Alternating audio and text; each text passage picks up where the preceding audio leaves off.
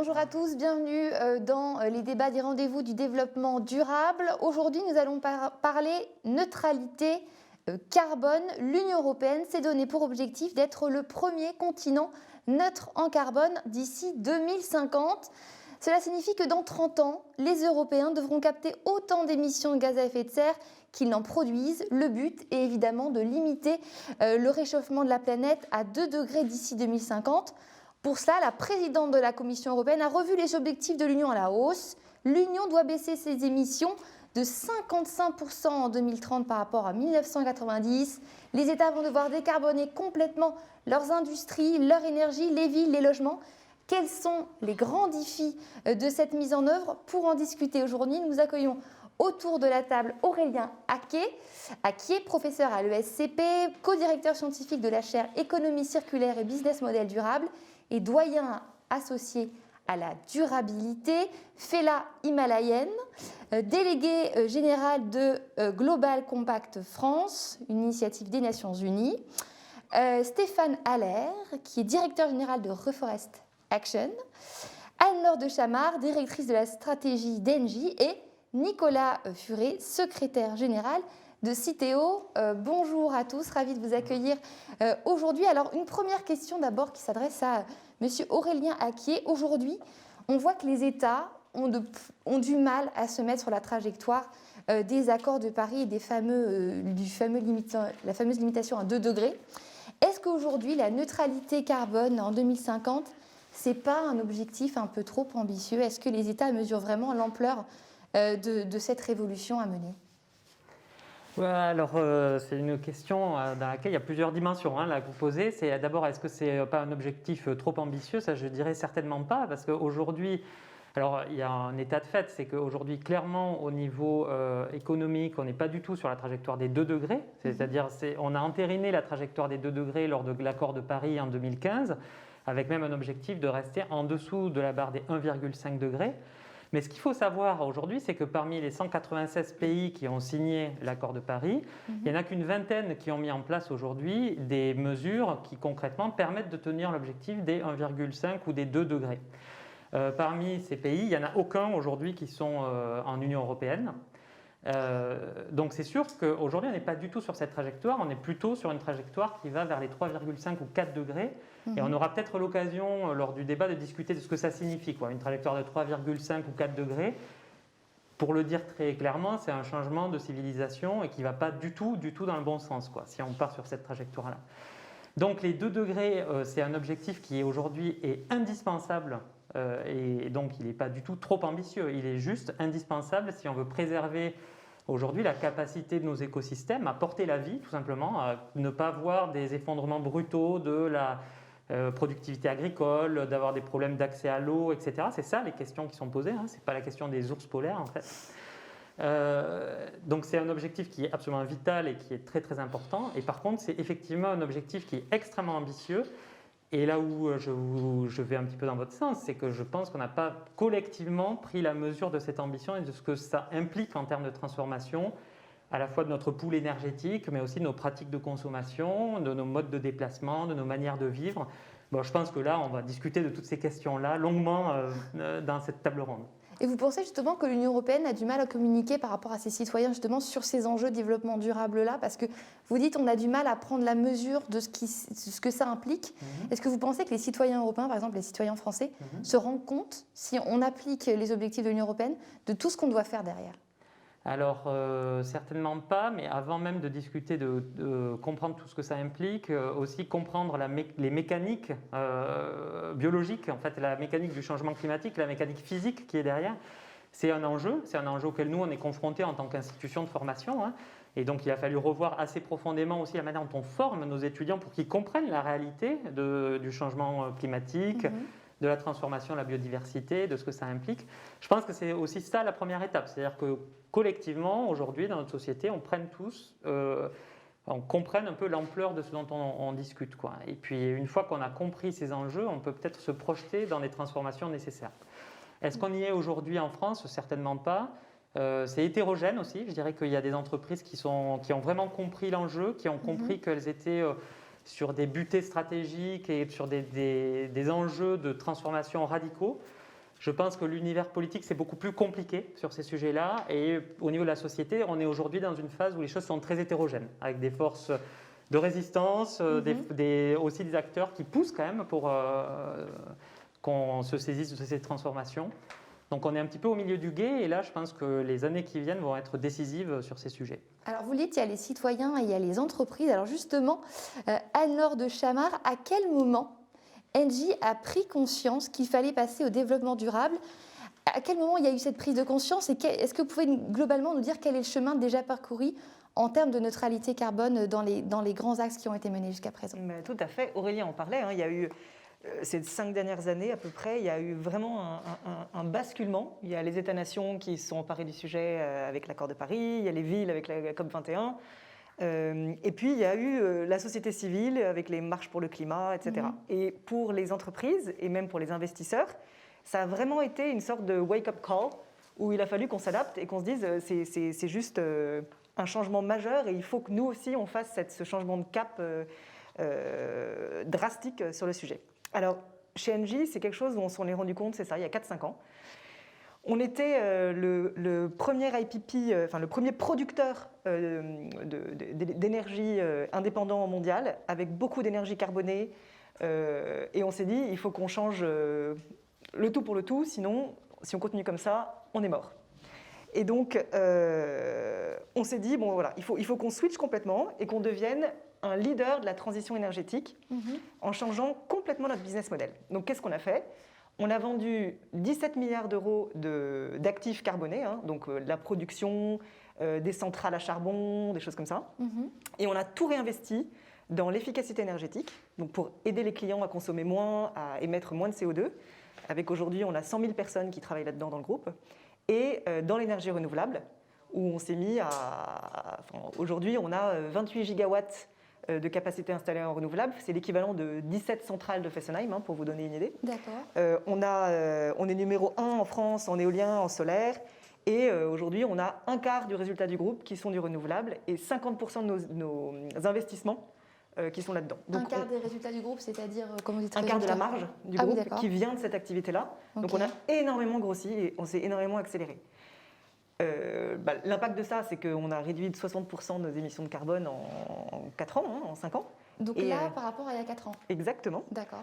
Et voilà, et c'est un changement de business model. On n'est plus un producteur d'électricité. Notre job aujourd'hui, c'est d'aider nos clients à consommer moins et à consommer vert. Voilà. Ok, alors ça on en parlera justement tout à l'heure. Mais avant, je voudrais m'adresser à Stéphane Hiller de Reforest Action. Aujourd'hui, l'Union, elle a 3 objectifs. C'est assurer la croissance, tout en visant la neutralité carbone et la restauration de la biodiversité. Pour cela, on en a parlé ensemble, vous dites, elle demande aux forêts à la fois de développer la biomasse, mais aussi de stocker du carbone. Est-ce qu'aujourd'hui, en l'état actuel du territoire, en France et en Europe, les forêts, est-ce qu'elles peuvent faire tout ça toutes seules ? Est-ce qu'il faut les aider ? Comment on peut faire ? Ça me semble assez ambitieux quand même là aussi de demander tout ça au territoire. Les forêts peuvent beaucoup, elles ne peuvent pas tout. Et surtout, les forêts, ce sont des puits de carbone, mais c'est beaucoup plus que ça. C'est aussi le premier foyer de biodiversité terrestre. Et c'est aussi une source d'énergie renouvelable conséquente, puisque une bonne part des énergies renouvelables aujourd'hui, c'est de la biomasse, et les forêts produisent la grosse part de la biomasse, au-delà de l'éolien, du solaire, etc. Et du coup, la difficulté des forêts, si vous voulez, c'est qu'elles représentent quand même plus de 40% du territoire de l'Union européenne. Donc en termes de superficie, c'est très conséquent. Ouais. Elles stockent tous les ans 11% des émissions de CO2 de l'Union. Donc elles ont cette immense capacité à stocker, mais ce n'est que 11% au final. Donc quand on demande à la fois aux forêts de dire il faut contribuer à la neutralité carbone du continent, c'est-à-dire ce qui représente 11%, il faut que ça s'amplifie, mais c'est déjà 43% du territoire. Donc est-ce qu'on veut remplacer des villes par des forêts ? Ça c'est la première question. Et surtout, est-ce qu'on peut demander à la fois aux forêts de stocker notre carbone, mais aussi de produire notre biomasse, ce qui veut dire couper des forêts, si je schématise un petit peu. Or, il y a une étude qui a fait sensation en début d'année, qui a dit qu'il y a 50% de plus de coupes rases en forêt européenne qu'en 2015. Donc on est déjà en train de mettre une pression considérable sur les forêts européennes pour produire la biomasse et puis tous les usages du bois que l'on a au quotidien, la construction, etc. Alors qu'on demande à ces forêts de stocker plus de carbone. Et le dernier élément, c'est que le changement climatique, il est là, il est bien là, et les forêts le savent très bien, puisqu'il y a 20% des forêts européennes qui sont touchées aujourd'hui par ce qu'on appelle des aléas biotiques et abiotiques. Ça veut dire quoi, ça? Maladies, tempêtes, incendies, sécheresses, etc. etc. Et donc, 20% des forêts sont touchées, et l'UICN déclare même que 40% des arbres en Europe sont en voie d'extinction. Or, quand les forêts souffrent à ce stade, eh bien, elles ont plus de mal à stocker du CO2, elles peuvent même en émettre, et puis évidemment à produire les services qu'on attend d'elles, en termes de production de bois, mais aussi de réserve de biodiversité. Donc la forêt, on lui demande beaucoup, elle est ravie de rendre un certain nombre de services, enfin, elle s'en fiche en fait, mais elle vit pour elle-même. Nous, on est ravis qu'elle nous les rende, ces services. Mais je crois qu'aujourd'hui, une des prises de conscience qu'il faut avoir, c'est qu'il faut investir de façon considérable dans les forêts, et des entreprises comme Engie et d'autres le font, parce qu'aujourd'hui, on sait qu'il faut des milliards d'investissements dans les forêts. Et d'ailleurs, l'Union européenne s'est donné pour objectif de planter 3 milliards d'arbres supplémentaires au cours de la prochaine décennie. C'est réalisable ça ou pas? C'est faisable ou pas? Ou ça vous semble... Vous savez, 3 milliards d'arbres, ça fait 3 millions d'hectares. Oui. Il y a 180 millions d'hectares de forêt en Europe, c'est entre 1 et 2%. Quoi. Donc c'est tout à fait envisageable. D'accord. Mais c'est tout à fait insuffisant aussi. Donc ça ne va pas venir doubler la capacité des forêts à stocker nos émissions de CO2. Donc ce que vous dites là, dans les grandes lignes, c'est que ce qu'on demande aux forêts, c'est un petit peu paradoxal, quoi. C'est un peu schizophrène en fait. Oui, mais c'est vrai pour tout. Je ne sais pas pour vous, mais tous les jours, moi, je pollue et puis j'essaye de moins polluer. Oui, donc on est dans ce schéma-là. Oui. Ce que l'Union européenne dit et ce que je trouve assez chouette en termes de changement de modèle économique, etc., elle parle d'une économie régénérative. Ouais.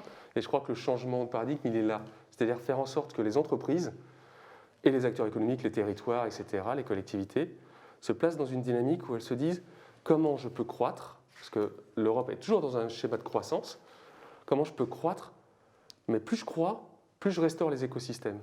Et là, je crois que la forêt peut être un merveilleux levier pour aider l'entreprise et les collectivités à être dans la régénération des écosystèmes, parce que quand vous avez un délaissé, quand vous avez un centre logistique avec des zones enherbées, etc., vous en faites des forêts, des micro-forêts. Aujourd'hui, on a cette capacité à faire des petites forêts très riches en biodiversité, qui stockent énormément de CO2. Et tous les délaissés, on peut, enfin tous, une grosse partie des délaissés, on peut les convertir en forêts de façon à les aider, ces forêts, à résoudre une partie de cette équation. Alors on en reviendra tout à l'heure sur cette question de l'économie régénérative, mais avant je voudrais vous poser une question à vous concernant le recyclage, puisque c'est un enjeu majeur concernant justement la neutralité carbone, les émissions de gaz carboniques aujourd'hui dans nos sociétés européennes. Aujourd'hui, à Citeo, quels sont les objectifs? Est-ce que vous êtes posé des objectifs un petit peu chiffrés, justement en termes d'émissions de gaz à effet de serre, de taux à atteindre? Est-ce qu'il y a des objectifs comme ça un petit peu chiffrés qui sont posés pour atteindre des objectifs spécifiques? Alors, la France s'est fixé des objectifs, notamment en termes de taux de recyclage des emballages ménagers. Et sur les emballages ménagers, le taux cible, c'est 75% des emballages ménagers recyclés en 2022. C'est faisable ça ou pas, en l'état des choses?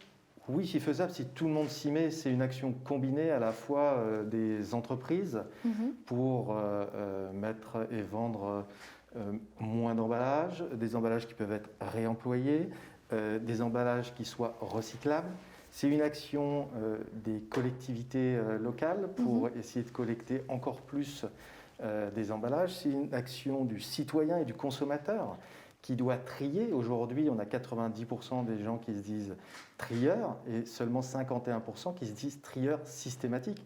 Donc vous voyez que là aussi, on a une marche à gravir. Aujourd'hui, on recycle environ 70% des emballages ménagers en France. C'est 3,6 millions de tonnes. C'est 1,6 million de tonnes de CO2 évitées, soit 780 000 voitures Quand on dit en emballage circulation. ménager, c'est quoi à peu près dans les grandes lignes? Ça regroupe quoi Les emballages ménagers, c'est vos boîtes de conserve, vos bouteilles en plastique, c'est vos emballages en bois, vos emballages en papier carton. Voilà, c'est tous les emballages en verre. D'accord, donc ça comprend tout en fait quand vous dites emballage ménager. Exactement. Ok. Tout ce qui est utilisé à destination des ménages, tout ce que vous allez retrouver dans vos supermarchés, dans vos boutiques, produits de grande consommation. D'accord. Je voudrais vous poser une question à vous, Fela Himalayenne. On a vu que les Nations Unies, enfin on va voir avec vous, les Nations Unies parlent beaucoup de développement durable, de neutralité carbone. Vous êtes au sein de Global Compact. Alors pour qu'on comprenne bien, pour que les téléspectateurs comprennent, qu'est-ce que c'est exactement que le Global Compact? En quoi ça consiste et quels sont les grands objectifs justement par rapport à la neutralité carbone dont on parle aujourd'hui? D'accord. Alors déjà, merci de me poser cette question parce qu'effectivement, le Global Compact, c'est une initiative des Nations Unies, mais elle est extrêmement peu connue. Ouais. Donc c'est une initiative qui est née dans les années 2000 avec un constat qui était on fait face à des enjeux mondiaux dont la neutralité carbone, mais pas uniquement, dans lesquels on va retrouver les questions de biodiversité, dans lesquels on va trouver les questions de production responsable, à tout un ensemble de sujets. Et le secrétaire général de l'époque, qui était Kofi Annan, a dit finalement on arrive à une impasse, les États n'arrivent plus à régler ces problèmes seuls. On a aujourd'hui des entreprises dont le chiffre d'affaires est égal au PIB de certains pays, donc qui ont des puissances d'action très très fortes. Il faut absolument que le monde onusien et le monde privé se rassemblent et travaillent ensemble. Et à partir de là, le secrétaire général des Nations Unies propose aux entreprises un texte dans lequel on va trouver 10 principes qui portent sur les questions d'abord de droits humains, les questions de normes internationales du travail, les questions qui sont liées à la lutte contre la corruption, mais aussi toutes les questions liées à l'environnement. Et dès le départ, donc là on est dans les années 2000, il pose ça et il invite les entreprises du monde entier à rejoindre ce mouvement. Okay. Et on est au départ dans un mouvement qui rassemble essentiellement des grandes entreprises, dont d'ailleurs Engie fait partie, mais dont un grand nombre de grandes entreprises françaises également. Et puis on va avoir au fur et à mesure des PME, des TPE qui vont le rejoindre. Aujourd'hui, c'est un mouvement de 13 000 entreprises dans le monde, 1200 en France. D'accord. Et surtout, donc, ce qui était fondamental dans ce Global Compact, c'était ces 10 principes. À partir du moment où, en septembre 2015, on a adopté les objectifs de développement durable, c'est les objectifs dont on est en train de fêter aujourd'hui le 5e anniversaire, qui n'est pas joyeux du tout, qui est vraiment très anxiogène et on le voit anxiogène pour ceux qui travaillent sur ces sujets, mais également pour la jeunesse et également pour les entreprises. Donc à partir de ce moment-là, le secrétaire général des Nations Unies mandate le Global Compact dans la mise en œuvre de ces 17 objectifs de développement durable dans lesquels on va trouver l'objectif 13 qui est lutter contre les changements climatiques, mais surtout dans lesquels on va trouver l'ensemble des sujets auxquels on fait face. Donc les questions d'inégalité sociale, mais les questions aussi de préservation de la biodiversité, de l'altération des sols, les questions de la biodiversité marine. Et quand vous dites qu'il y a 1200 entreprises qui sont... vous parliez tout à l'heure de 1200 entreprises, ça veut dire qu'il y a 1200 entreprises qui se sont inscrites dans ces objectifs et qui se sont fixés des objectifs très précis, ou alors c'est des engagements généraux? En quoi ça consiste exactement? Alors il y a les engagements généraux, c'est-à-dire sur ces 10 principes, des engagements qui vont ensuite être pris objectifs de développement durable par objectif de développement durable. Et puis il y a des entreprises qui, elles, vont plus loin, dans des dispositifs beaucoup plus contraignants, plus scientifiques, par exemple sur la neutralité carbone. Alors ce sont beaucoup de grandes entreprises, même si les PME sont aussi invitées à le faire. Et surtout, ce qui est important, c'est la méthode. C'est qu'on va accompagner les entreprises à identifier dans leur production, dans le cycle de vie de leurs produits, les actions qu'elles doivent mettre en œuvre, ce qu'elles doivent diminuer pour atteindre des diminutions de gaz à effet de serre à leur niveau pour respecter l'objectif de 2 degrés, voire de 1,5 degré. Donc là, on arrive aussi dans des choses assez importante et aussi dans quelque chose que sans doute mes collègues évoqueront mieux que moi, mais c'est la question aussi de la méthode et des objectifs qu'on va se donner. C'est-à-dire qu'aujourd'hui on parle de neutralité carbone, c'est une grande enveloppe. Ensuite il va falloir décliner ça par secteur d'activité, par territoire, etc. Et dans ce travail-là, autant on a des grandes entreprises qui vont être moteurs parce qu'il y a eu une prise de conscience, etc. Mais il va y avoir aussi des grandes entreprises qui vont être surtout équipées en ressources. Et il y a toute la question de l'ensemble du tissu économique, en tous les cas en France, qui n'est pas uniquement constitué de grandes entreprises, qu'il va falloir soutenir, accompagner. Et comme vous le disiez, l'enjeu pédagogique qui est très fort pour les étudiants, on en est au même endroit pour les entreprises. Alors Aurélien Aquet, justement, comment est-ce qu'on fait concrètement aujourd'hui pour inciter les entreprises à décarboner leur activité ? Comment on fait ça? Je sais, c'est très large. C'est une question très large, mais concrètement, est-ce qu'il y a des j'imagine qu'il y a quand même des éléments de réponse qui peuvent nous guider pour essayer de comprendre aujourd'hui, parce qu'a priori, une entreprise est libre de faire ce qu'elle veut, de dégager son chiffre d'affaires. Aujourd'hui, comment on fait pour accompagner et prendre les entreprises par la main et les inscrire les mettre sur ce chemin de la neutralité carbone? Alors c'est sûr que c'est une question ambitieuse. Je ne suis pas sûre. Là, malheureusement, je risque de vous décevoir si vous voulez la réponse définitive. En tout cas, si on arrive à trouver la réponse entre nous pendant la table ronde, je crois que ça aurait été une table ronde très très productive. On a quand même, je pense, des pistes et ce sera intéressant en fait, d'échanger sur ces sujets. Peut-être avant de suggérer des pistes d'action là-dessus, moi j'aimerais bien qu'on revienne aussi sur de quoi on parle quand on parle de neutralité carbone. Et tout à l'heure vous évoquiez la question de la méthodologie aussi qui est derrière. En fait, je pense que déjà c'est important aussi de savoir du coup de quoi on parle pour pouvoir comprendre après comment on incite. Okay. Alors, vous l'avez dit au début, l'idée de neutralité carbone, ce n'est pas l'idée de dire qu'on va plus du tout émettre de gaz à effet de serre. Mais c'est l'idée qu'en fait, on va en émettre suffisamment peu pour que les gaz à effet de serre qu'on émet soient en quelque sorte digérés par des écosystèmes sans que ces gaz soient rejetés dans l'atmosphère. Aujourd'hui, la grosse difficulté, c'est que largement plus de la moitié des gaz à effet de serre qu'on émet ne sont pas récupérés dans les puits de carbone.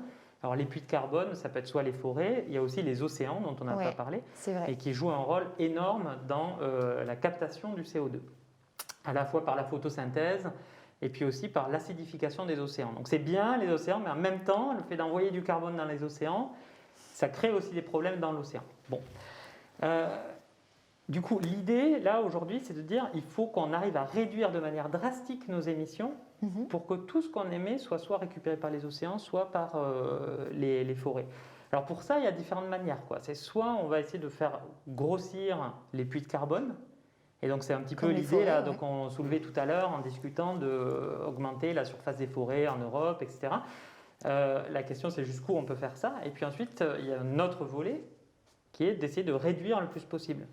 Et c'est vrai que là aujourd'hui il y a des enjeux de réduction des émissions qui sont très très élevés. En France en moyenne on considère qu'on émet 11 millions de tonnes de CO2 par habitant, d'équivalent CO2. Et il faudrait qu'on arrive à le réduire en suivant un facteur 4. D'accord. Donc c'est sûr que l'enjeu là-dessus est colossal et il ne passe pas que par le fait d'avoir plus d'énergie décarbonée, etc. C'est aussi, il y a tout un enjeu de réduction. Et je pense qu'aujourd'hui, l'action publique, et lorsqu'on réfléchit au bon système d'incitation, il faut absolument qu'on ait des systèmes qui nous permettent de faire ça. C'est-à-dire à la fois de favoriser l'essor de sources d'énergie qui vont être décarbonées, mais aussi de transformer notre manière de consommer des produits, de nous déplacer pour être beaucoup moins gourmand en fait, en énergie carbonée. Ouais. Alors comment on fait ça ? Alors évidemment, c'est indispensable d'avoir de l'innovation qui vient des entreprises et des grandes entreprises. Et donc, les grandes entreprises doivent absolument faire partie de ce processus. Ensuite, il faut aussi avoir quand même des bons outils qui reflètent les coûts réels quelque part. C'est-à-dire, si vous regardez aujourd'hui les lunettes qu'on utilise pour mesurer la croissance, mesurer le progrès, en fait, ce qu'on voit, c'est que tout notre appareillage économique, il s'est construit dans un monde dans lequel l'environnement était infini. Nos ressources étaient littéralement infinies. On pouvait postuler presque qu'elles étaient infinies. Et du coup, les ressources naturelles ne comptaient pas et n'étaient pas intégrées dans le jeu marchand. Et donc aujourd'hui, ce que ça veut dire concrètement, c'est que plus on crée du déchet, plus on va créer de chiffre d'affaires pour des acteurs qui vont gérer ces déchets, etc., quand bien même leur traitement serait hyper coûteux, difficile, polluant, etc., etc. Et là, il faut réparer, quelque part, les lunettes avec lesquelles on regarde l'économie. Alors, ça veut dire quoi? Ça veut dire que d'abord, il faut donner un prix sur les pollutions. Et donc là, il y a plusieurs années, ça fait des années en fait qu'on essaye de créer des marchés de droits à polluer ou des marchés CO2. Aujourd'hui, ce marché ne fonctionne pas ou très peu. Il est très peu incitatif parce que le prix du carbone est très bas. Et c'est sûr qu'une des premières actions politiques pour vraiment favoriser l'innovation, faire en sorte que les entreprises basculent, ce serait de repenser ce marché pour que le coût du CO2 soit beaucoup plus élevé. Alors ça, c'est vrai du CO2. Ça, c'est une première piste. C'est une première piste. Alors après aussi, un des éléments, avec plusieurs collègues, on a aussi fait plusieurs propositions dans ce sens-là. On se dit qu'on s'appuie beaucoup aujourd'hui sur le PIB pour regarder, pour mesurer le progrès, regarder la croissance, etc. Et on est de plus en plus conscient du fait que c'est un peu limité comme indicateur, que c'est très limité, que c'est même assez pervers. Et en fait, ce qu'on pense, c'est qu'il faudrait qu'à côté du PIB, on ait une sorte d'indicateur de résilience, à la fois au niveau économique, au niveau des pays, mais aussi au niveau des entreprises, pour mesurer dans quelle mesure un pays, une entreprise est vulnérable aujourd'hui par rapport au risque carbone, mais aussi au risque de tension sur les ressources, parce que ça, je ne sais pas si on va en discuter, mais aujourd'hui, il y a des problématiques aussi d'accès. Il n'y a pas que le pétrole, le CO2, etc. Il y a aussi une tension de plus en plus systématique sur l'accès aux ressources. On pourrait prendre le sable, par exemple. Aujourd'hui, il y a une crise du sable internationale et ça devient de plus en plus compliqué de récupérer du sable, aussi bizarre que cela puisse paraître, on pourra en discuter. Les entreprises peuvent être très exposées à ce type de risque. Il faut qu'on invente des outils managériaux pour mesurer ces questions-là, et de créer des indicateurs de résilience qu'on pourrait appliquer à la fois à des économies et à des entreprises.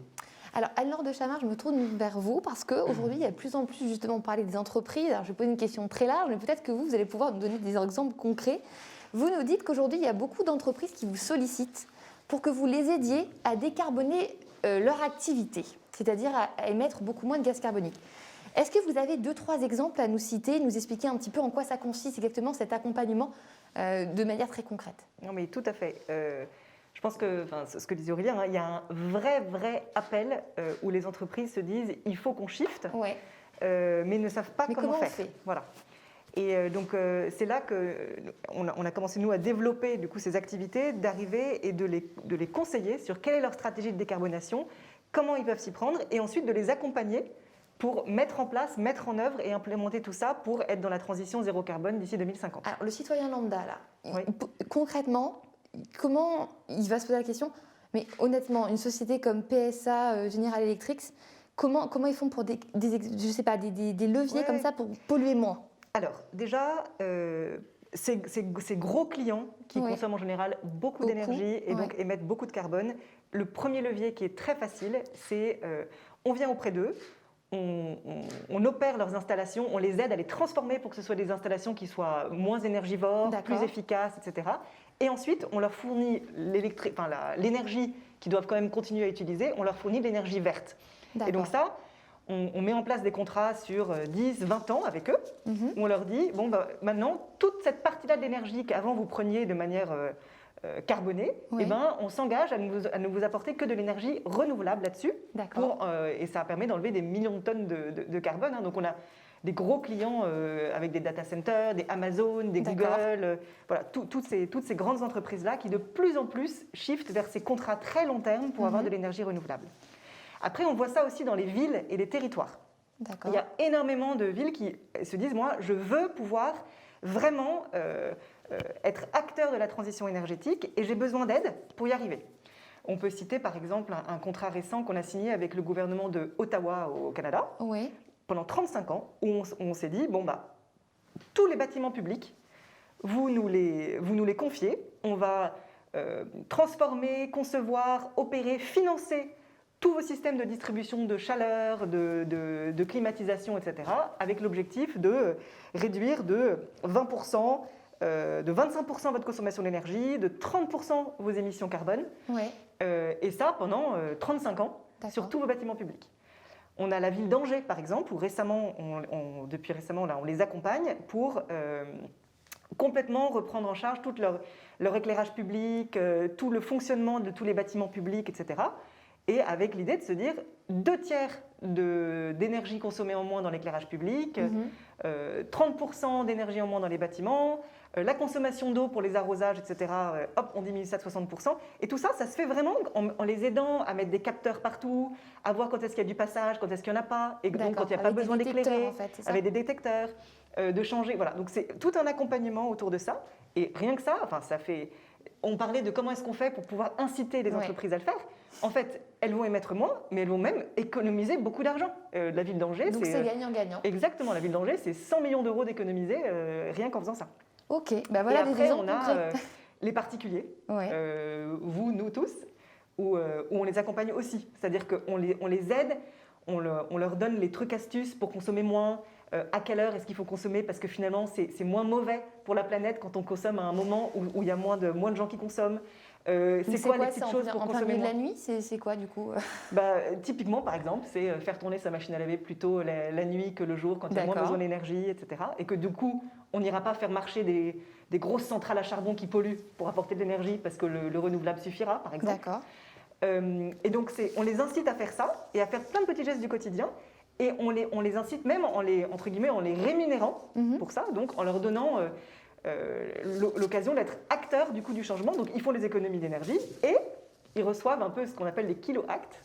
Et avec ça, ils vont pouvoir, par exemple, replanter des arbres, et on fait ça d'ailleurs en partenariat avec Reforest Action, replanter des arbres, ils vont pouvoir donner de l'argent pour des associations d'aide pour l'environnement ou pour la biodiversité, etc., etc. Donc voilà, on essaye de mettre ça en place. C'est un vaste programme. Alors, on parlait tout à l'heure du recyclage. En ce moment, on parle beaucoup, depuis 2-3 ans, du problème du plastique. Qui est une source énorme de pollution. Alors moi, je me demandais une première question. Aujourd'hui, le plastique, est-ce que c'est vraiment le matériau le plus difficile à recycler ou pas ? Alors, ce qui est intéressant, on est sur un débat sur les émissions de CO2. Oui. Est-ce que c'est ce qui est le plus polluant ? On a abordé le sujet des ressources, le sujet de la biodiversité. Je pense que c'est important de se dire que nos sujets ne se limitent pas à l'impact CO2 et qu'on est bien obligé aujourd'hui de prendre en compte tous ces enjeux. Et ces enjeux, parfois, ils peuvent être contradictoires. C'est-à-dire qu'aujourd'hui, le sujet du plastique, pourquoi il s'est tellement développé, c'est que c'est un matériau beaucoup plus léger et en termes d'émissions de CO2, à partir du moment où il est recyclé, il avait d'énormes avantages par rapport à des matériaux comme le verre, qui étaient plus lourds et donc à transporter, qui pouvaient générer des émissions de CO2 plus importantes. Et on voit qu'au titre de la biodiversité ou des ressources, le plastique, il pose des questions. Il pose des questions de pollution, il pose des questions d'une ressource pétrole qui n'est pas indéfinie. Et donc on doit bien avoir une réponse globale, et c'est un sujet extrêmement complexe parce qu'on va être obligé de gérer, en fonction de situations très particulières, des enjeux très différents. Si je parle de la France, aujourd'hui, le plastique, il est en train de devenir de plus en plus recyclable. Une bouteille plastique, elle est très facilement recyclable, elle est sur une résine qui est recyclée. On en collecte et on en recycle à peu près environ presque 70% en France. D'accord. On voit on va là dans les quelques semaines qui viennent, et depuis la rentrée, on commence à avoir des bouteilles faites à partir de 100% de plastique recyclé dans les jus, dans les eaux. Donc il y a un mouvement qui est en train de se faire au niveau des entreprises. On a un deuxième mouvement qui est qu'est-ce qu'on fait sur les autres plastiques. Historiquement, en France, on a recyclé d'abord les bouteilles et flacons, et c'est ce que majoritairement on mettait dans le bac jaune. Aujourd'hui, il y a un programme qui va se finir en 2023 qui va permettre à tous les Français de trier la totalité de leurs emballages dans le bac jaune notamment tous les emballages plastiques. Et à partir du moment où on aura ces volumes de nouveaux plastiques, on va pouvoir développer des filières de recyclage sur le territoire français. Et donc, de plus en plus de résines plastiques vont pouvoir devenir recyclables. Et puis, il y a certainement des résines qui pourront jamais être recyclables parce que on n'aura pas la technologie. Donc, ces résines-là, il faudra à un moment donné décider peut-être de les interdire. Mais aujourd'hui, il y a de la R&D qui est en train de se passer sur le plastique, sur des nouvelles modalités de recyclage, je pense au recyclage chimique notamment, qui va peut-être être une solution intéressante pour refaire des emballages avec contact alimentaire. C'est quoi ça, le recyclage chimique en fait? En quoi ça consiste ? On va revenir à la molécule. Aujourd'hui, on fait du recyclage mécanique, c'est-à-dire qu'on va venir broyer, réchauffer le plastique. Demain, on revient au niveau de la molécule et on refait des résines plastiques. Et ça serait moins polluant du coup que les techniques actuelles en termes d'émissions de gaz à effet de serre, puisqu'on est vraiment sur le débat. Je sais que ça ne peut pas être isolé des autres problématiques, mais puisqu'on est spécifiquement sur ce sujet des émissions, est-ce que ça serait moins polluant ce type de recyclage ou pas en termes de gaz à effet de serre? C'est pas tant le sujet que comment ça peut nous permettre de recycler aujourd'hui des résines qui ne le sont pas et pouvoir les utiliser dans du contact alimentaire, notamment, donc faciliter en fait la réutilisation des résines de plastique recyclées. Donc en 2023, ça veut dire que quelle que soit la région où j'habite, quel que soit le plastique que j'ai acheté en consommant un produit, je peux le mettre dans la poubelle. Dans mon bac jaune, et il va aller dans un centre de tri. Ça, c'est un objectif français ou de l'Union européenne? C'est un objectif français. Il faut savoir qu'en France, là-dessus, on est assez vertueux parce qu'on fait un effort de développer des filières de recyclage sur notre territoire. Sur les emballages ménagers, il y a 98% des emballages ménagers qui sont recyclés en Europe, donc 85% en France. Dans les pays du nord de l'Europe, qu'on cite souvent comme des exemples en termes de gestion des déchets et de taux de recyclage, le plastique aujourd'hui, il est brûlé, il sert à faire du chauffage. Nous, on fait l'effort d'essayer de développer des filières de recyclage pour refaire des résines plastiques. Et donc, on est vertueux dans une chaîne d'économie circulaire. D'accord. Alors, bien sûr qu'il y a une part des plastiques qui vont finir en unité de chauffage. Et c'est aussi intéressant parce qu'on ne peut pas aller... Il y a une réalité aussi économique. Et aller chercher un tout petit morceau de plastique, économiquement, ça n'a peut-être pas de sens. Et environnementalement non plus. D'accord. Alors Stéphane Hilaire, vous nous parliez tout à l'heure je ne sais pas si vous vouliez rebondir sur ce que disait... Oui, en fait, vous posiez la question tout à l'heure de quelles incitations. Oui, pour les entreprises et même Alors, il y a les réductions de coûts, évidemment, les économies générées qui sont une très forte incitation. Il y a la réglementation, la fiscalité. Et ça, je crois qu'à partir de 2021, l'Europe va bien se lâcher là-dessus. C'est-à-dire la fiscalité, ça veut dire quoi? C'est-à-dire que pollueur-payeur, vous allez vous polluer, vous payez. Et ça pourrait marcher, ça, vous pensez? Déjà, c'est déjà le cas, parce que quand vous allez à la pompe et que vous prenez du carburant, vous payez une taxe carbone. Je pense que ça va s'amplifier de toute façon. Alors, peut-être moins à destination du citoyen, parce qu'on a vu ce que ça pouvait donner quand c'était mal anticipé, disons, ou accompagné. Mais c'est une incitation très forte, la fiscalité, la pression par l'impôt, en quelque sorte. Et moi, je crois beaucoup à la dimension émotionnelle et la relation à la nature. C'est-à-dire? Parce qu'aujourd'hui, une des raisons pour lesquelles on pollue, enfin, on a des cycles non vertueux, mais plutôt linéaires, où on extrait, on produit, on vend, on jette, c'est qu'on n'a plus ce lien à la nature. On est 70%, je crois, d'urbains en France. Ça ne va ne faire qu'augmenter, ça va être le cas dans le monde entier, etc.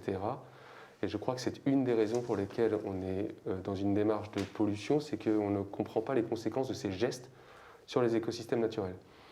Et ce que l'on voit beaucoup, c'est que quand vous avez des personnes qui vivent au contact de la nature, ou ces populations qui placent des esprits dans les animaux, dans les végétaux, etc., ils ne vont pas y toucher à leur écosystème naturel. Je ne dis pas qu'il faut revenir à ça, je ne suis pas un animiste non plus, mais en gros, je me dis que si on arrive à changer le regard et avoir un regard complètement holistique, c'est-à-dire qui englobe tout en même temps, et pas que le carbone, que la biodiversité, que le recyclage, etc., je crois que ça changera beaucoup de choses. Et c'est à ça que nous invite l'Europe, je crois, à travers cette économie régénérative. Oui, puisque c'est un plan qui comprend des axes très différents et qui se veut assez global.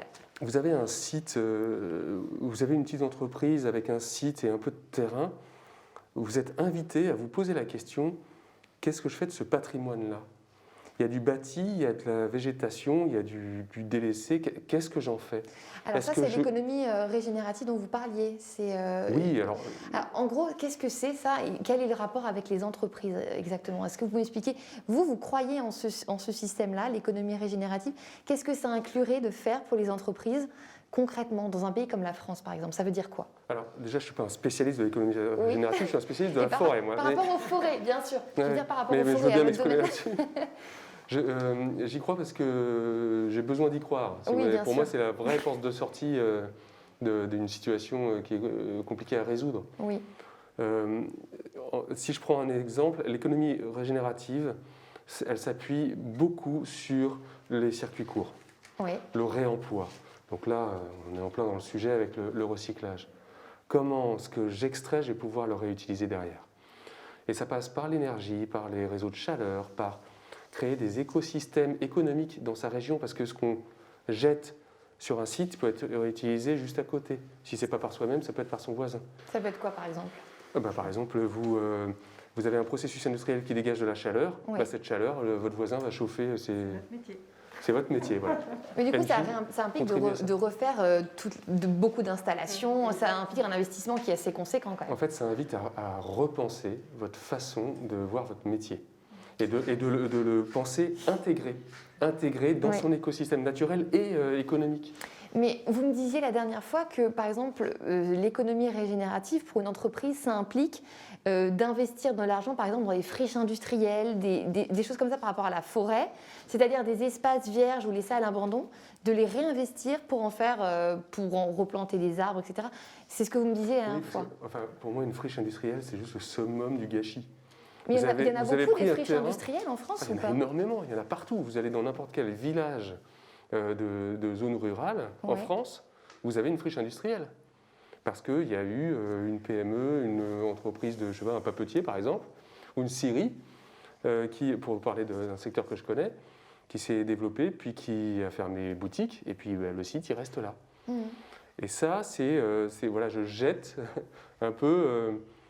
c'est une forme de déchet, si vous voulez, un site, une friche industrielle. Or, quand vous avez ces sites-là qui ne peuvent pas accueillir du public, qui ne peuvent pas accueillir de la biodiversité parce que c'est du bâti, qui parfois amianté, etc. Ce que l'on essaie de mettre en place et de promouvoir, c'est le fait de pouvoir réintroduire la nature dans ces lieux-là. Qu'au moins ils servent à la biodiversité, au moins ils servent à stocker du carbone, au moins ils puissent réaccueillir du public. Et si on ne peut pas en faire un élément de circuit court d'un point de vue industriel dans le paysage local, au moins on en fait un lieu d'accueil pour le vivant, la biodiversité, l'homme ou pas l'homme d'ailleurs. Donc nous, ce qu'on a développé, c'est une méthodologie qui s'appuie sur un botaniste japonais, qui s'appelle Miyawaki, qui consiste à créer des mini-forêts sur des espaces qui peuvent faire 300 mètres carrés. Donc vous voyez, sur une friche industrielle ou même sur un site industriel, vous vous dites, j'ai un peu d'herbe ou de végétation en libre évolution, je vais en faire une forêt où la biodiversité va être 10 fois supérieure à un écosystème forestier traditionnel. Et 100 fois supérieure à une friche industrielle, évidemment. On a une idée du coût sur un espace de 300... c'est quelques dizaines de milliers d'euros pour créer une forêt sur 300, 500 mètres carrés. C'est 20 000, 30 000 euros. Et ce qui est chouette dans l'histoire, c'est que c'est une forêt qui est en libre évolution. Au bout de 2-3 ans, surtout, n'y touchons plus. Elle va faire sa vie. Et c'est autant de coûts en moins. Pour le coup, je reviens sur l'argument économique. Là, vous avez un peu de gazon autour d'un site logistique. Vous passez la tondeuse 5 fois, 10 fois par an. Vous ne passez plus la tondeuse, vous regardez les arbres pousser. Et les animaux revenir. On a planté une forêt Miyawaki à Paris, avec Anne Hidalgo l'année dernière. J'y suis retourné il y a 2 semaines. Et on voit que les renards sont arrivés. On est à Paris. Comme quoi, tout est possible. Est-ce qu'on a une idée du nombre de surfaces comme ça en France qui sont laissées à l'abandon, que ce soit les friches industrielles ou autres, qu'on pourrait reforester, soit pour créer des puits de carbone, soit pour recréer des écosystèmes? Il y a une évaluation ou pas là-dessus? Je ne crois pas qu'il y ait une évaluation, non. Il y a les friches industrielles, il y a les friches agricoles, les DSC agricoles qui sont aujourd'hui aussi laissés en libre évolution. D'accord. Je ne dis pas qu'il faut planter des forêts partout, parce qu'il y a des écosystèmes qui se mettent en place, des zones humides, des prairies, où là, mettre une forêt, c'est super, mais on va détruire un écosystème pour en créer un autre, c'est un peu dommage. D'accord. Par contre, le champ du possible est énorme, et quand on voit que l'Europe dit qu'il faut planter 3 milliards d'arbres dans les prochaines années, il compte sur les forêts, mais il compte aussi sur tous les espaces non productifs, non utilisés aujourd'hui, qui peuvent accueillir ces arbres-là. Alors, Fela Himalayenne, vous qui travaillez avec les entreprises, justement, vous nous en parliez tout à l'heure, est-ce que vous savez aujourd'hui comment les entreprises se perçoivent justement dans ce rôle d'atteindre la neutralité carbone? Est-ce que vous avez une idée d'ensemble de la perception qu'ils se font d'eux-mêmes et de leurs propres objectifs? Alors, dans l'ensemble, je ne saurais pas vous dire. En revanche, je pourrais vous parler des entreprises qui sont les plus engagées. Et je trouve que dans ce que vous avez dit, Stéphane, il y a un mot qui a fait beaucoup écho. C'est sur ce que vous disiez, il y a aussi le levier émotionnel, que moi je traduirais par en fait la conscience, une conscience globale. Dans ces entreprises qui se posent la question notamment de la neutralité carbone, en réalité ce que se pose comme question la dirigeant ou la dirigeante, c'est quel va être mon impact. Alors je vais revenir sur la question des 17 objectifs de développement durable parce que ça sert énormément de boussole pour un dirigeant pour se dire justement sur tous les sujets que j'impacte, sur la question des océans, sur la question des forêts, sur la question de mon mode de production, sur la question même de la formation de mes collaborateurs, enfin, avec une vision à la fois globale sur le plan environnemental, mais social et politique. Qu'est-ce que ça donne concrètement, un dirigeant d'entreprise qui fait ça? Alors, je vais prendre des exemples plutôt de PME parce que c'est plus facile en termes de transition. Hein. Je pense que ça va être plus complexe, mais une PME qui produit des fleurs, un fleuriste ou qui distribue des fleurs, par exemple, s'il commence à se poser la question de son impact sur le monde à travers ces 17 objectifs de développement durable. Donc son impact sur le carbone, sur la biodiversité, etc. Tout va être réinterrogé. D'où viennent mes fleurs ? Elles viennent des Pays-Bas, elles viennent plus au sud. D'où elles viennent? Est-ce que je n'ai pas une façon de les trouver ici? Est-ce que je suis obligée de vendre aux consommateurs des fleurs qui ont une empreinte carbone énorme? Est-ce qu'il ne veut pas simplement une couleur, une touche? Donc, est-ce que je ne peux pas promouvoir des fleurs d'ici, tout simplement? Comment je les livre, mes fleurs? Jusque-là, quand une entreprise fait quelque chose, est-ce que je ne peux pas trouver une mobilité douce? Comment j'embarque avec moi mes clients? Je raconte mon histoire. Je raconte que dans la vision que j'ai de mon entreprise, qui était plutôt classique, parce que j'ai fait une école de commerce, etc., en tant que citoyen et en tant que dirigeant citoyen, non, rien contre les écoles de commerce, elles sont en train de faire leur mutation, mais il faut dire qu'elles nous ont un petit peu quand même, elles nous ont un petit peu brimés dans notre vision et dans notre conscience du monde. Il manque un peu de philo dans les écoles de commerce. Mais ça vient, ça vient. Mais pour revenir à cette entreprise, par exemple, qu'est-ce que ça donne? Ça va donner une possibilité aussi d'avoir un prix peut-être un peu plus élevé pour expliquer, parce qu'il y a eu beaucoup de formations des fleuristes pour pouvoir expliquer aux clients pourquoi on ne pourra pas offrir la super orchidée qui vient d'ailleurs, mais pourquoi on vous propose la fleur de carotte qui est hyper sympa, qui pousse n'importe où, limite au bas de mon immeuble. Et comment on a repensé la façon de les produire. Ça, c'est par exemple pour les fleurs. Ce sera la même chose pour quelqu'un qui travaille sur... on a une petite entreprise qui vend, en fait, pas des luminaires, qui vend des installations, des installations d'éclairage pour les bâtiments, pour les etc.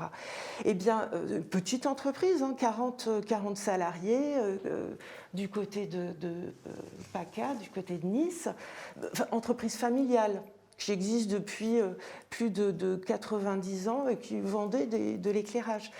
la conscience de ce dirigeant et les questionnements l'ont amené à « mais qu'est-ce que je vends vraiment ?»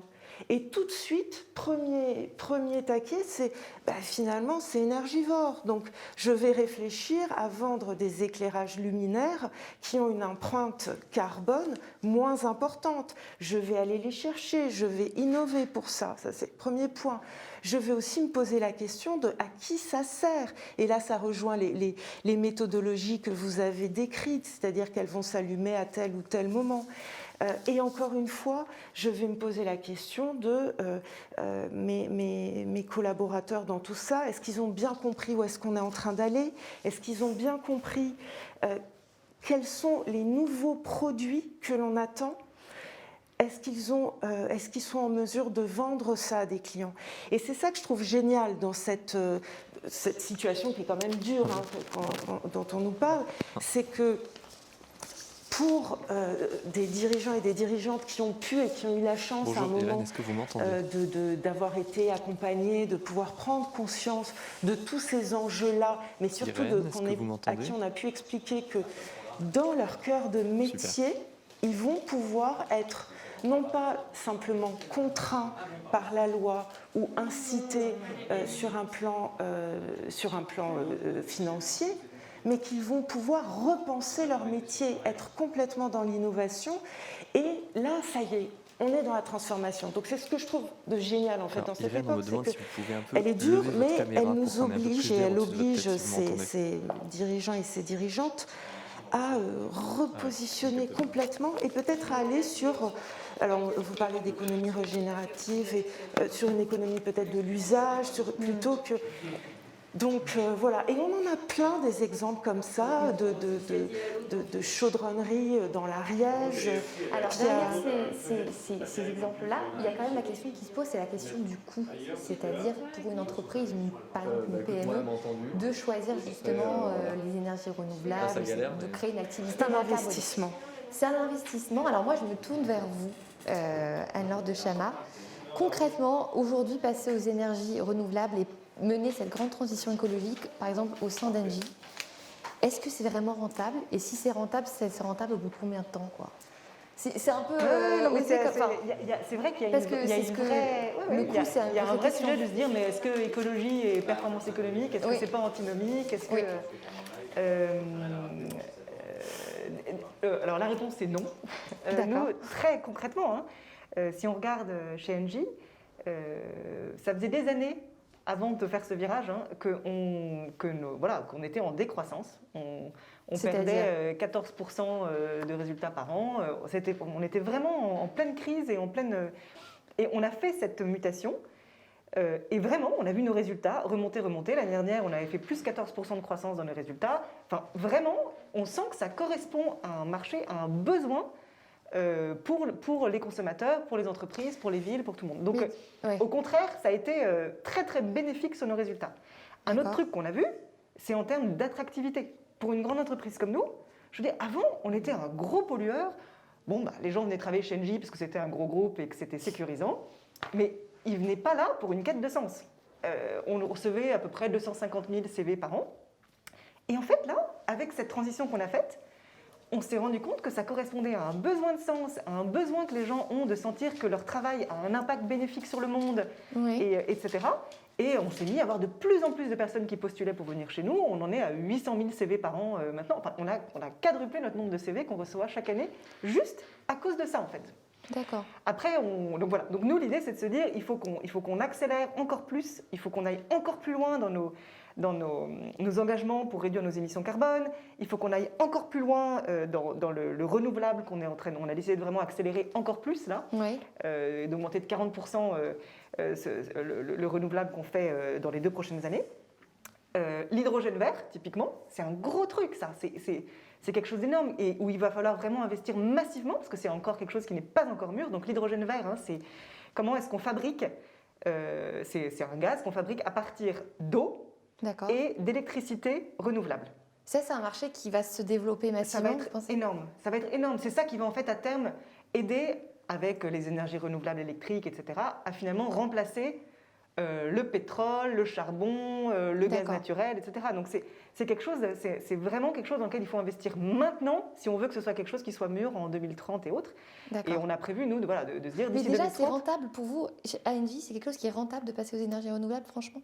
Alors, certaines, oui. C'est-à-dire les énergies renouvelables électriques, ça l'est complètement. Oui. Le biogaz, c'est le cas.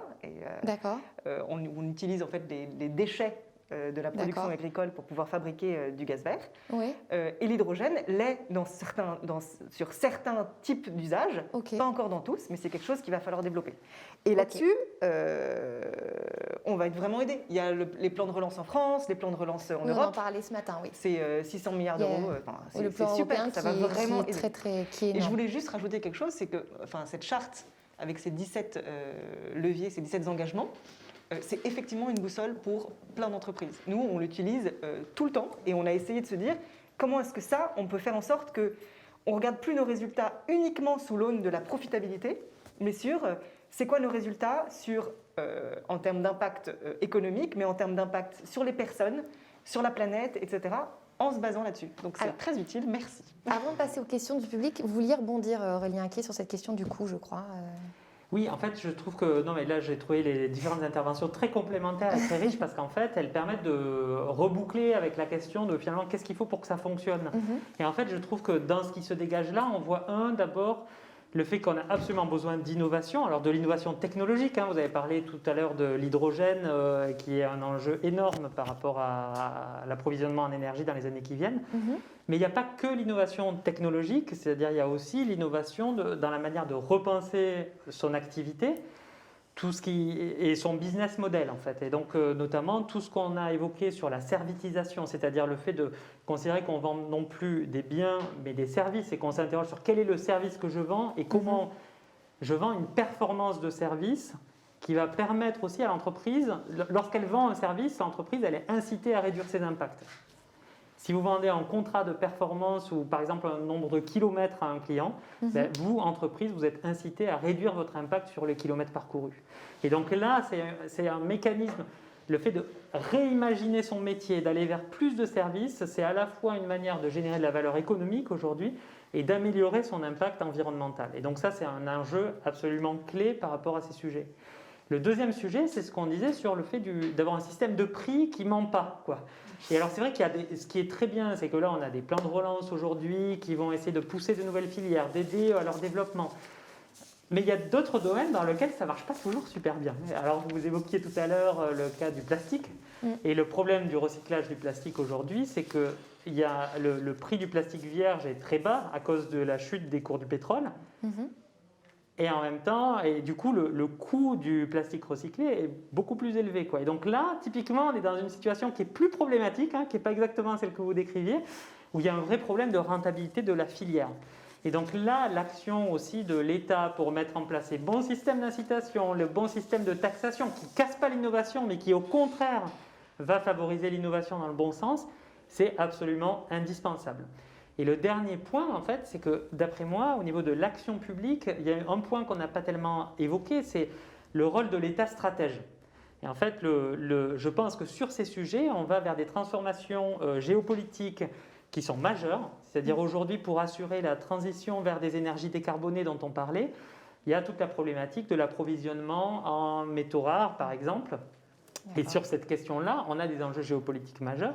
Et on a vraiment besoin d'avoir une stratégie industrielle sur ces sujets-là qui tienne compte de ces enjeux géopolitiques. Et donc je dirais, voilà, pour moi, il y a vraiment ces trois ingrédients-là qui se dégagent de la discussion.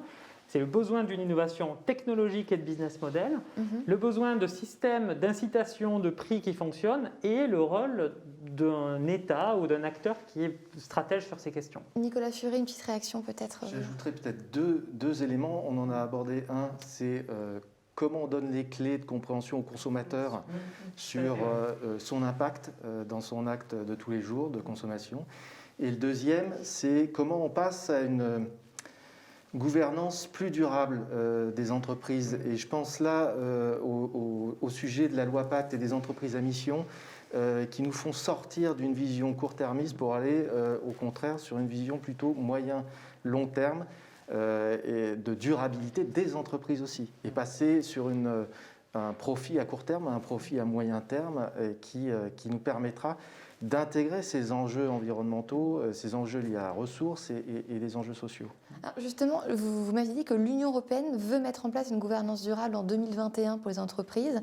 Il s'agit de quoi exactement en fait? C'est quoi exactement le but, le concept? C'est une réflexion autour de ça. Il y a une étude commandée par l'Union et menée par Ernst & Young qui est sortie le 31 juillet dernier, et qui explique, qui fait ce constat-là, qu'à un moment donné, aujourd'hui, on est dans une vision très court-termiste du profit, et qu'il n'y a pas ce souci de durabilité des entreprises. Et donc, il faut intégrer ça dans nos modes de réflexion. Il va y avoir un travail d'ici en 2021 au niveau de la Commission pour aborder ce thème-là. Et je pense que la France, avec la loi Pacte et le dispositif de l'entreprise à mission, a là un bon exemple à porter au niveau de l'Union européenne sur ce sujet. Et en fait, c'est redoutablement efficace. Moi, je vois chez Engie, l'année dernière, on a décidé dans notre raison d'être de dire que notre raison d'être aujourd'hui, c'était plus de produire de l'énergie, c'était d'agir pour accélérer la transition vers un monde neutre en carbone. Ça veut dire que vous allez changer vos statuts? C'est dans le statut, on a changé nos statuts pour ça. Mais c'est hyper impactant. C'est-à-dire qu'aujourd'hui, on ne peut plus prendre aucune décision d'investissement, aucune décision de transformation qui ne va pas dans le sens de se dire est-ce que j'agis pour accélérer la transition vers un monde neutre en carbone. Donc c'est vraiment impactant en fait dans la gouvernance d'une entreprise. D'accord. Alors on va passer rapidement aux questions, parce qu'on a quelques questions du public. La première, elle est pour vous, Nicolas Furet, par rapport justement au recyclage. Peut-on espérer que la France devienne un leader du recyclage à court terme? Alors je ne sais pas de quel type de recyclage cette personne veut parler exactement, mais par rapport à ses voisins européens, concrètement, la France elle se situe où au niveau de son système de recyclage, et est-ce que, notamment par rapport à la question de la pollution, est-ce qu'on en est globalement là actuellement par rapport à nos voisins? Je crois que l'avenir sur ces questions-là, c'est de se dire il n'y a pas une solution unique. Ouais. Aujourd'hui, on a un dispositif principal pour gérer nos déchets qui est le recyclage et qui va continuer à falloir développer parce qu'on a vu qu'on avait des matériaux qui n'étaient pas encore recyclables. Mais il faut aussi développer le réemploi, on en a discuté tout à l'heure. Il faut développer la réduction, parce que le meilleur déchet, c'est celui qui n'existe pas. Et donc, tout ça, ça va être une gestion de la complexité et d'aborder, de se dire, dans chaque situation, il y a une solution, il n'y a pas une solution unique, il va falloir trouver la meilleure solution adaptée à chaque situation. Sur la question du recyclage, oui, la France, pour moi, je vous l'ai dit, est déjà un champion européen parce que... Devant l'Allemagne, devant l'Angleterre, devant... Oui, en termes de quantité de déchets recyclés aujourd'hui, tout confondu, je veux dire, vous savez où on se trouve? Vous savez, il y a des chiffres qui sont publiés par l'Union européenne et ils sont assez compliqués à interpréter parce qu'aujourd'hui, il y a 4 méthodes de calcul différentes pour savoir comment on recycle et combien on recycle dans chaque pays. Okay. Et donc, par exemple, aujourd'hui, en Allemagne, il y a des déchets qui sont...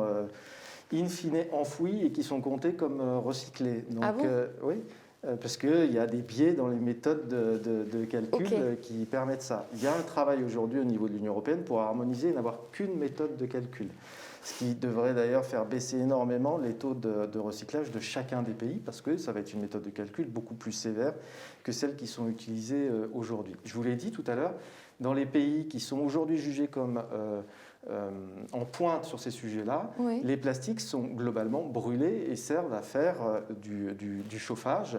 Et il y a même des pays qui importent des déchets, notamment l'Angleterre, pour pouvoir alimenter leurs usines, tellement ils ont basé leur système de production de chaleur autour de ce sujet du plastique. Nous, en France, on a fait le choix de développer... Alors, oui, on l'a développé en priorité sur les bouteilles et flacons, et on est en train de le développer sur les autres résines plastiques, et c'est tout le programme de permettre le tri de la totalité des emballages sur l'ensemble du territoire, qui sera terminé en 2023. Donc en 2023, chaque personne pourra mettre la totalité de ses emballages dans son bac jaune.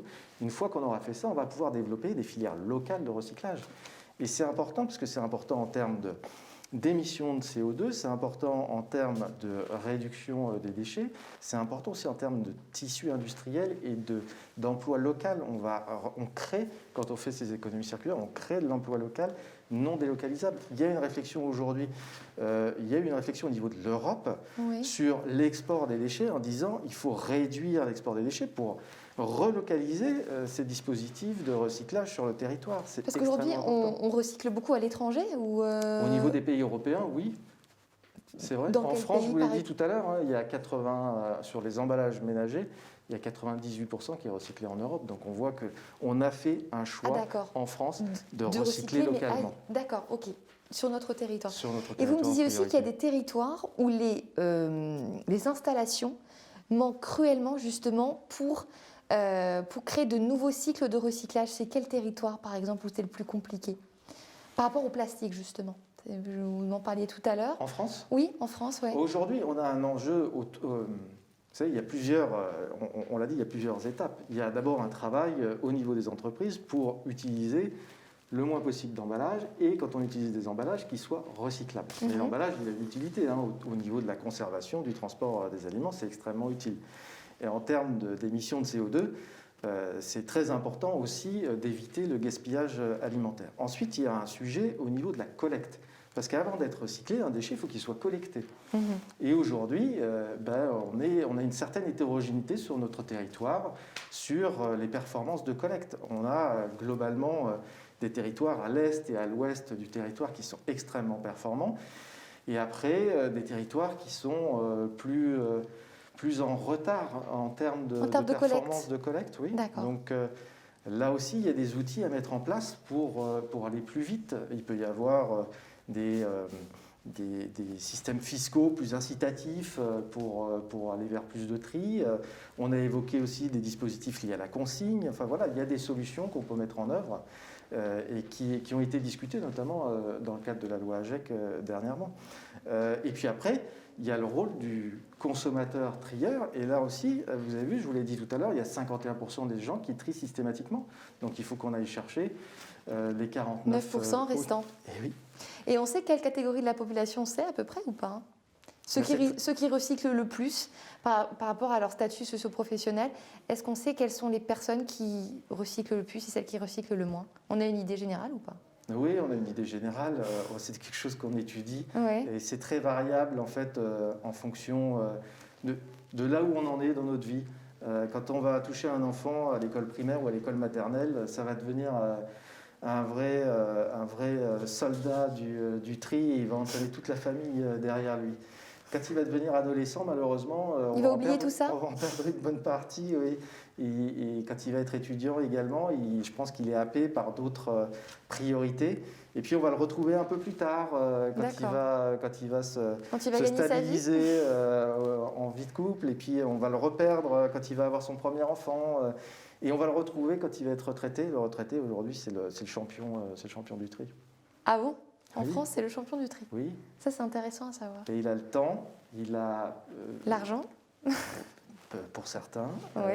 Et puis, il a surtout le temps de s'intéresser au sujet. Puis, il a peut-être l'expérience de sa vie et la conscience de son empreinte, la volonté de laisser une empreinte. Alors, autre question pour vous, Stéphane Haller, c'est est-ce que vous pensez que la pandémie de la Covid-19 a pu durablement changer le rapport des Français à leur environnement? Est-ce que ça a un effet déclic là, dans les pratiques à venir?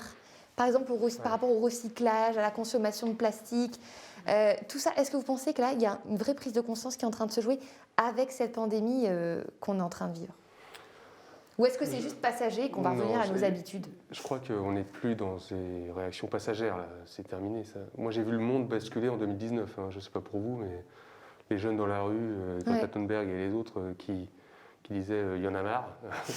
J'ai vu le monde basculer là. La pandémie, moi j'avais peur d'une chose, c'est que ça relègue les enjeux environnementaux plus globaux à un second niveau, voire même complètement dépassés par des problèmes sanitaires.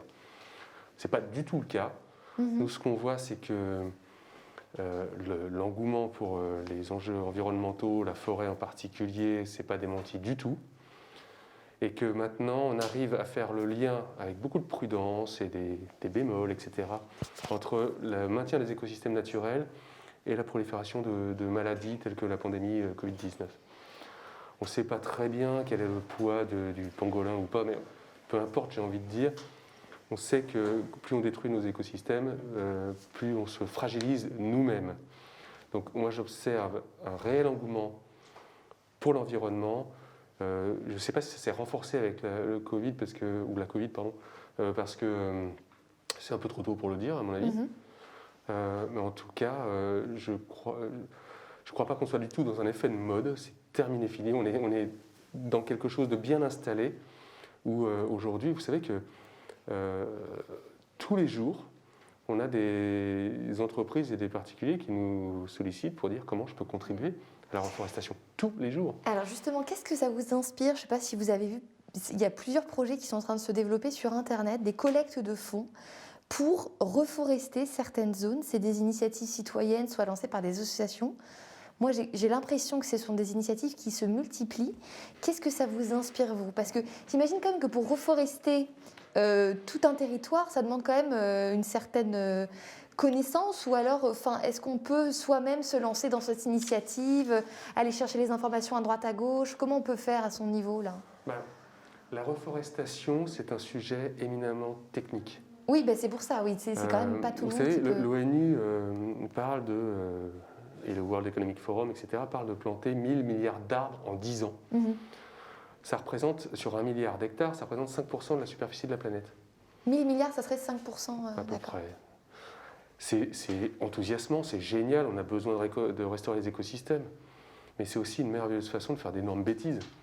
Parce que quand vous installez des arbres dans des endroits qui ne peuvent pas en accueillir, parce que les sols ne sont pas les bons, parce que vous faites de la monoculture pour mettre plein d'arbres, et puis stocker plein de carbone, mais que c'est au détriment de la biodiversité, pardon, mais c'est contre-productif. Donc en fait, moi, ce qui me rassure et ce qui me fait un peu peur, c'est qu'on voit de plus en plus d'initiatives, effectivement. Tous les jours, il y en a de nouvelles. Ouais. Si c'est sur de la collecte de fonds, pourquoi pas? Si c'est sur de l'action terrain, moi je dis que ça fait 10 ans, nous, c'est marrant, hein, Reforestation, on a 10 ans cette année, on est les vieux de la profession, avec 10 ans d'ancienneté.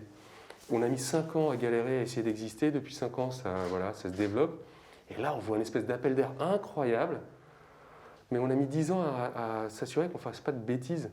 Parce qu'on intervient dans 25 pays, justement, etc. de ne pas faire de bêtises. Par exemple, moi, si je fais une levée de fonds, je veux reforester...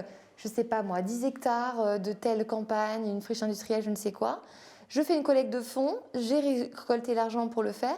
Concrètement, qui est-ce que je dois aller voir pour savoir comment reforester, voyez, concrètement? Parce que je sais qu'il y a beaucoup de personnes qui se posent la question à leur niveau. Il faut aller voir des acteurs, à mon avis.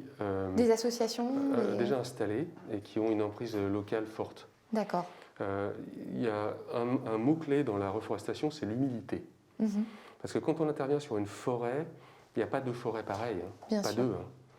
Donc, quand vous intervenez sur une forêt avec une recette que vous avez utilisée dans le pays voisin, vous pouvez la mettre à la poubelle, votre recette, quasiment. Donc, il faut y aller avec des acteurs locaux et chercher l'impact, encore une fois, de façon holistique, c'est-à-dire ne pas y aller avec une optique purement carbone, ou purement, je sais pas, production de bois, ou purement, j'en sais rien, mais quelque chose qui soit un peu global. Et la meilleure façon de le faire, si vous ne voulez pas faire de bêtises, c'est de faire appel à des gens installés qui ont déjà démontré qu'ils savaient faire. Parce qu'il y a un marché de la reforestation qui est en train de naître. Ça n'existait pas il y a encore 3 ans. Vous voulez dire qu'il y a de nouvelles sociétés qui sont en train de se spécialiser là-dedans? Et donc c'est comme dans tout marché qui naît, il y a du bon, il y a du moins bon. Donc faites confiance à des gens qui ont déjà démontré, ce sera pas mal. Le message est passé. Autre question pour vous, Fela Himalayan, concernant justement les PME. Les PME ont-elles autant d'intérêt, alors j'imagine que là il veut parler d'intérêt économique, pour la neutralité carbone que les grandes? Alors sous-entendu, est-ce que, voilà, pour une PME, est-ce que ça va être plus difficile? De toute façon, ce qui se passe pour les PME françaises, en tout cas, c'est que déjà sur le plan réglementaire, toutes les contraintes qui arrivent sur les grandes entreprises sont répercutées au niveau des PME à travers plein de différents dispositifs, le devoir de vigilance, les questions qu'on envoie aux sous-traitants pour s'assurer qu'ils sont bien dans la ligne de la démarche développement durable qu'on a. Donc il y a déjà ce premier axe qui est, il y a une pression qui vient des donneurs d'ordre. Mais cette pression, ce n'est pas la plus intéressante pour agir, parce que souvent, on va se retrouver devant des entreprises qui vont se dépêcher d'essayer de répondre plus ou moins. L'intérêt le plus grand pour les PME aujourd'hui, c'est vraiment la survie et l'inscription dans la durabilité, dans la pérennité. Et l'intérêt, il est double. On l'a vu justement pendant la crise qu'on a traversée. Les entreprises, les PME qui étaient engagées, fortement engagées, ce sont des entreprises qui se sont posées la question de leur impact, mais ce sont des entreprises qui ont développé des liens assez forts avec des associations de leur territoire, avec des ONG. Donc je pense par exemple, parce que vous parliez des questions de reforestation, je pense à des entreprises qui sont des petites PME industrielles et qui, dès lors qu'ils font par exemple de la pose de conduite forcée, c'est-à-dire des gros tuyaux, sur je sais pas, une petite forêt par exemple, bien, ces entreprises sont des entreprises qui ont travaillé avec des associations de riverains, avec des associations qui militent pour l'environnement. Et ces liens-là leur ont permis d'avoir une personnalité sur le territoire, leur a permis d'être reconnus par les collectivités territoriales, d'être reconnus par les grands donneurs d'ordre privés. Et ça leur permet de tenir, c'est-à-dire que ce sont des entreprises qui, au lieu d'avoir des marchés qui ont été annulés pour la crise, ils sont reportés. Et j'en ai beaucoup qui ont, par exemple, très peu fait appel au chômage partiel, en disant c'est une période pendant laquelle on va mettre l'accent sur la formation des collaborateurs. Et ce sont des entreprises qui ont... Oui, elles ont intérêt, parce que finalement, ce sont des entreprises qui prennent beaucoup de hauteur par rapport à ce qui peut arriver dans leur secteur et qui se préparent à des crises. Une de nos entreprises nous a dit, on lui demandait comment ça s'est passé, elle disait nous, on se préparait depuis longtemps à une crise plutôt liée à un changement climatique. C'est très bien, ça nous a permis de faire le crash test. Petite entreprise de 45 salariés. Ça nous a permis de faire le crash test, savoir si on pouvait travailler les uns et les autres à distance, savoir comment on pouvait revoir nos circuits de distribution, savoir comment... Donc oui, elles y ont intérêt, les PME. Et peut-être, je ne sais pas dire si elles ont plus intérêt que les grandes, etc. Mais pour leur pérennité, pour leur modèle économique, oui. D'accord, je ne sais pas si quelqu'un veut rebondir sur cette question spécifique des PME. Nous, on travaille avec des grands groupes et des PME. Ah, les deux, d'accord. 2000 entreprises agissent sur la forêt avec Reforestation. La pandémie a été très marquée en termes de comportement entre les PME et les grands groupes. Les grands groupes ont continué de soutenir des projets forestiers parce qu'ils s'inscrivent dans la durée, ils ont plus de stabilité, plus de visibilité sur leur marché, etc. Les PME, le sujet numéro 1, c'était ma survie. Et donc, on n'en a plus vu aucune du jour au lendemain. Et puis, elles reviennent petit à petit parce que ce n'est pas un sujet qu'elles veulent laisser tomber. L'environnement, le climat, la biodiversité, etc. Mais la survie avant tout. Et je crois que les PME n'ont pas encore les moyens et humains et financiers pour pouvoir agir dans la durée, quoi qu'il arrive. Donc il faudrait qu'on les aide financièrement à faire ça. Et surtout... Ça, si vous me permettez, c'est surtout, il faut que leur fédération, que leur environnement, leur chambre de commerce et tout ce qui peut leur donner des réponses, soit sur leur cœur de métier, soit sur le niveau sectoriel, montent en compétence sur ces sujets et puissent les accompagner. Et là, on s'en rend compte parce qu'on vient de faire une étude sur aujourd'hui qu'est-ce qui existe en termes d'évaluation des PME sur les questions de responsabilité sociétale, donc qui comprennent évidemment la grande problématique, c'est l'accompagnement du dirigeant, de la dirigeante pour la montée en compétences et pour la compréhension de tous ces enjeux et de l'impact qu'ils ont sur leur cœur de métier. Et c'est simplement donc monter en compétences, et c'est des questions financières de jour homme, parce qu'il faut se poser, il faut revoir ce modèle avant même de faire les investissements ou les économies qui peuvent arriver. Avant même ça, c'est d'abord l'accompagnement. Et dans ce monde-là, c'est un peu ce qui se passe aussi sur la forêt, c'est-à-dire que y a pléthore d'initiatives qui vont dans différentes directions. Il n'y a pas d'harmonisation de ce qu'on propose aux PME.